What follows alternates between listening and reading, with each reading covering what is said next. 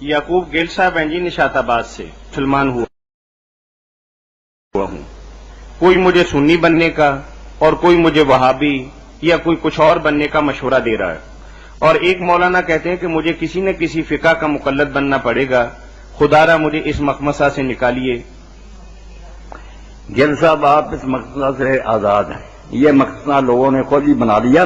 دین میں ایسی کوئی بات نہیں. نہ آپ کو وہابی بننے کی ضرورت ہے، نہ سنی بننے کی ضرورت ہے، نہ کسی امام کی تقلید کرنے کی ضرورت ہے. اللہ تعالیٰ آپ کو استقامت نصیب کرے. امام تو ساری امت کے ایک ہی ہیں، رسول کریم علیہ الصلوۃ والسلام. یہ امام یا بزرگ جو ہیں یہ تو آپ کے امت ہی ہیں، ان کا کوئی الگ دین نہیں ہے. اس لیے آپ نے اسلام جو کہتے ہیں مجھے نیا نصیب ہوا، اللہ تعالیٰ اس پر پختہ رکھے، ہمیں بھی پختہ رکھے. آپ بس یہ کریں کہ جس کو سمجھنا کہ کسی موقع پر یہ عالم دین ہے، اس کو دین کا کوئی علم ہے کسی گروہ کا، آپ بلا تفریق اس سے پوچھ لیں کہ بھائی میں مسلم ہوں، اللہ رسول کا جو فرمان ہے مجھے بتا دو.